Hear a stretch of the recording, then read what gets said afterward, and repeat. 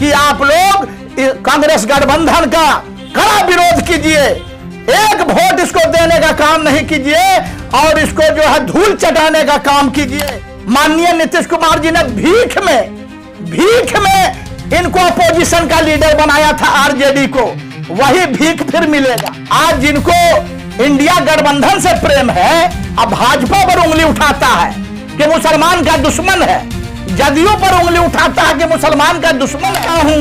ये मुखौटा है सेकुलर का, कोई सेकुलर नहीं है, ये मुसलमानों का दुश्मन है, मुसलमानों का वोट लेता है, मुसलमानों को ठगता है और राज करता है। तो कांग्रेस जो इनका प्यारा पार्टी है, क्या किया बतावे, जवाब दे। 20 साल में मुसलमानों के हक के लिए ये 9वां फेल, फिर हम कह रहे हैं ये 9वां फेल।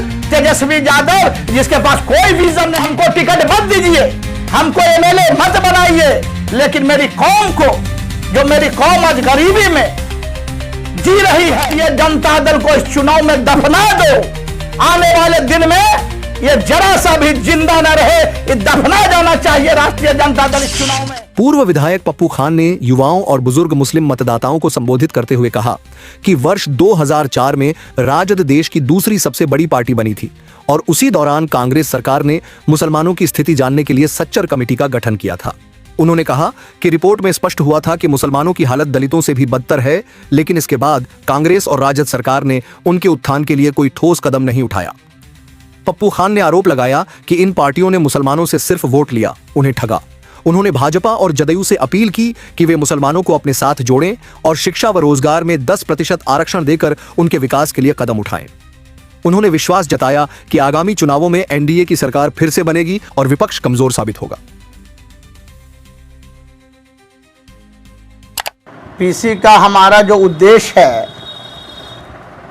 बिहार स्टेट के जो नौजवान मुस्लिम वोटर हैं, 18 साल से 20 साल 25 साल वाले, और जो 25 साल से लेकर के 70 साल वाले जो वोटर हैं, दोनों को कुछ बात हम बताना चाहते हैं और कुछ लोग को याद दिलाना चाहते हैं कि 2004 में जब माननीय मनमोहन सिंह जी की सरकार थी हिंदुस्तान में, कांग्रेस की सरकार थी और सेकंड लार्जेस्ट पार्टी आरजेडी हुआ करती थी, सेकंड लार्जेस्ट पार्टी 28 एमपी के साथ माननीय लालू प्रसाद यादव जी भी रेल मंत्री हुआ करते थे।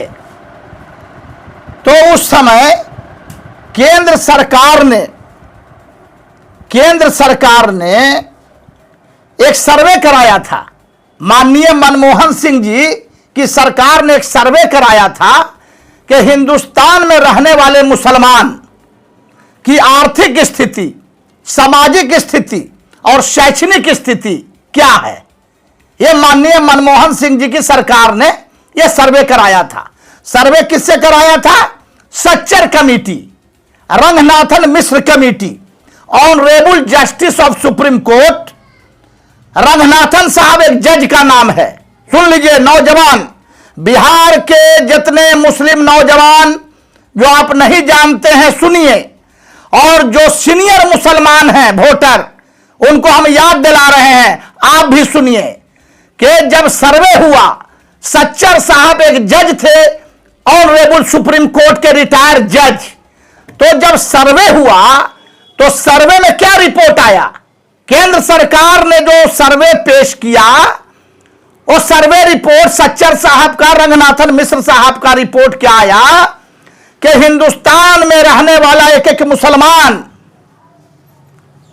आर्थिक, सामाजिक और शैक्षणिक रूप से, मतलब एजुकेशन में, तालीम में, रोजगार में, नौकरी में और सामाजिक संरचना में हरिजनों से भी बदतर जिंदगी जी रहा है। दलित, महादलित से भी बदतर जिंदगी जी रहा है हिंदुस्तान का मुसलमान। यह हम नहीं कह रहे हैं, यह सच्चर कमेटी का रिपोर्ट, रंगनाथन मिश्र कमेटी का रिपोर्ट और केंद्र सरकार ने सर्वे कराया था। भारत की सरकार, तत्कालीन सरकार मनमोहन सिंह जी की सरकार ने सर्वे कराया। मैं पूछना चाहता हूं आपके माध्यम से, कांग्रेस पार्टी से, राष्ट्रीय जनता दल से, कि जब सर्वे रिपोर्ट आया कि हिंदुस्तान में रहने वाला मुसलमान, कब? 2004 में, आज से 20 साल पहले, जब सर्वे रिपोर्ट बता रहा है कि हिंदुस्तान में रहने वाला मुसलमान हरिजनों से भी बदतर जीवन जी रहा है, कांग्रेस पार्टी ने क्या किया? राष्ट्रीय जनता दल, उनकी सहयोगी पार्टी ने क्या किया मुसलमानों के लिए? जवाब दे। ये जो सर्वे आया, उसके बाद मुसलमानों के भलाई के लिए, उनकी तरक्की के लिए क्या किया? जवाब दे। आज जिनको कांग्रेस से प्रेम है मुसलमान को, आज जिनको इंडिया गठबंधन से प्रेम है, अब भाजपा पर उंगली उठाता है कि मुसलमान का दुश्मन है, जदयू पर उंगली उठाता है कि मुसलमान का दुश्मन है, तो कांग्रेस जो इनका प्यारा पार्टी है, क्या किया? बतावे, जवाब दे। 20 साल में मुसलमानों के हक के लिए 10 साल सरकार रही माननीय मनमोहन सिंह जी की, 10 साल में क्या कदम उठाया मुसलमान के लिए? इसलिए ये लोग ठग हैं। मैं एलानिया कहता हूं, ये मुखौटा है सेकुलर का, कोई सेकुलर नहीं है, ये मुसलमानों का दुश्मन है, मुसलमानों का वोट लेता है, मुसलमानों को ठगता है और राज करता है। इसलिए बिहार के सारे नौजवान मुसलमान से मेरी अपील है और सारे सीनियर मुसलमानों से मेरी अपील है कि आप लोग कांग्रेस गठबंधन का कड़ा विरोध कीजिए, एक वोट इसको देने का काम नहीं कीजिए और इसको जो है धूल चटाने का काम कीजिए। और मैं आपके माध्यम से माननीय नीतीश कुमार जी से और माननीय नरेंद्र मोदी जी से हाथ जोड़ के हम मांग करते हैं, विनती करते हैं कि आप लोग मुसलमान को गले लगाइए। 18% मुसलमान का वोट है बिहार में, आप लोग गले लगाइए, मुसलमान को छाती से लगाइए। और जिस तरह से दलित, महादलित, अति पिछड़े हिंदू भाइयों को आरक्षण दिया है एजुकेशन में, जॉब में, नौकरी में, तालीम में, और जिस तरह से पिछड़ी जाति और सवर्ण जाति के हिंदू भाइयों को भी 10% आरक्षण मिला है, तो मैं मांग करता हूं मीडिया के माध्यम से कि अगर क्या सरकार बननी ही है, माननीय नीतीश कुमार जी की सरकार, भाजपा एनडीए की सरकार इस बार बननी तय है। जिस तरह से 2010 में तेजस्वी यादव की पार्टी राजद को 22 सीट पर संतोष करना पड़ा था, विपक्ष में बैठने के लिए भी इनको अधिकार नहीं था।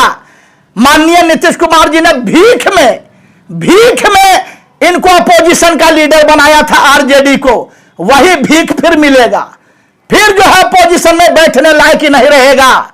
इसलिए मैं मांग करता हूं माननीय नरेंद्र मोदी जी से, माननीय नीतीश कुमार जी से, आपकी सरकार फिर बन रही है बिहार में, जरूर बनेगी जनता के आशीर्वाद से। लेकिन एक निवेदन मेरा है कि जो दबे कुचले कमजोर मुसलमान हैं, 18% मेरी आबादी है, 18% आप मत दो, जो दबे कुचले गरीब मुसलमान हैं, गरीबी रेखा से नीचे मुसलमान हैं, और जो पसमानदा मुसलमान हैं, उनको 10% आरक्षण नौकरी में, 10% आरक्षण एजुकेशन में आप देने का काम जरूर कीजिए। मुसलमान भी भारत के कोख से जन्मा है, मुसलमान भी इसी देश का वंशज है। इसलिए आप लोगों से निवेदन है, भाजपा के मुखिया माननीय नरेंद्र मोदी जी से और माननीय नीतीश कुमार जी से, हमको टिकट मत दीजिए, हमको एमएलए मत बनाइए, लेकिन मेरी कौम को, जो मेरी कौम आज गरीबी में जी रही है, बुरे हालत में जी रही है, हिंदुस्तान का मुसलमान, उनको नौकरी में और एजुकेशन में, कॉलेज स्कूल में और नौकरी में 10% आरक्षण देने का काम कीजिए। हम विश्वास दिलाते हैं, जिस दिन आपने ऐलान किया, एक रात में पूरे बिहार का मुसलमान करवट बदलेगा और माननीय नीतीश कुमार जी के नेतृत्व में और माननीय नरेंद्र मोदी जी के नेतृत्व में पूरा मुसलमान आपका साथ देने का काम करेगा।